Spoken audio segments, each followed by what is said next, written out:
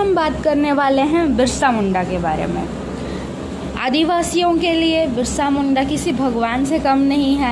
आज भी आदिवासियों द्वारा इनकी पूजा की जाती है और धरती बाबा के नाम से आज भी यह हमारे पूरे देश में विख्यात है।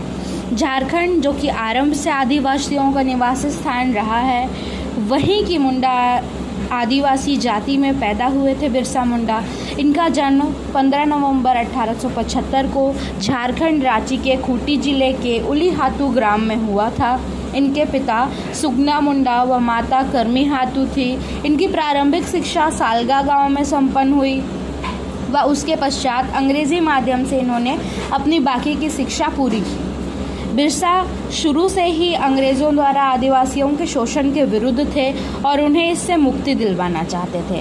बिरसा की कहानी में मोड़ उस वक्त आता है जब छोटा नागपुर में मानसून के अभाव के कारण भयंकर अकाल व महामारी की परिस्थितियां आती हैं। उस समय अंग्रेज़ों से लगान माफ़ी के लिए बिरसा मुंडा मुंडाओं को जागृत करते हैं व मुंडाओं को अपना नेतृत्व प्रदान करते हैं। 1 अक्टूबर 1894 में इसके लिए आंदोलन शुरू किया जाता है, पर अफसोस की बात है कि 1895 में वे अंग्रेज़ी हुकूमत के हाथों चढ़ जाते हैं व इसके लिए उन्हें 2 वर्ष की कारावास की सज़ा हो जाती है। किंतु इस बीच भी उनके साथियों की वजह से मुंडाओं में उनके प्रति विश्वास और उनका क्रेज़ ख़त्म नहीं होता है और जब बिरसा जेल से वापस आते हैं तो पुनः दुगनी ऊर्जा के साथ अंग्रेज़ों के खिलाफ जुट जाते हैं। 1897 में दोनों के बीच कई झड़पें होती हैं।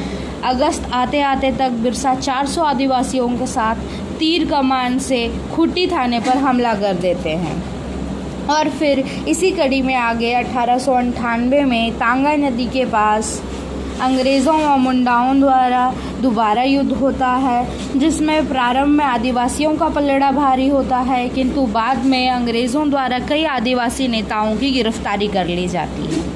अंग्रेज़ भी अब तक बिरसा मुंडा व मुंडाओं की एकता को समझ चुके होते हैं, जिसे तोड़ने के लिए वह बिरसा के साथियों को गिरफ्तार करते हैं, उन्हें 500 रुपये की रिश्वत देते हैं व इस लालच के माध्यम से अंग्रेज़ अपनी नई योजना बनाते हैं। और शायद यही वजह होती है कि बिरसा मुंडा जनवरी 1900 को डोंगबाड़ी पहाड़ी पर अपनी जनसभा को संबोधित जब कर रहे होते हैं, उसी वक्त अंग्रेज़ों द्वारा वहां पर आक्रमण बोल दिया जाता है, जहां कई स्त्री, बच्चे और बिरसा मुंडा के शिष्यों को बंदी बना लिया जाता है।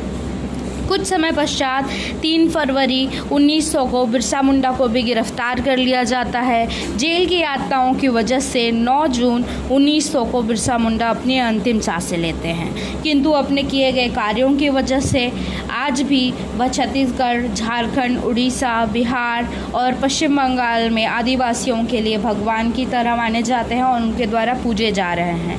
रांची में आज भी उनकी समाधि विद्यमान है और साथ ही साथ उनके स्टैचू को भी वहाँ पर स्थायिमान किया गया है।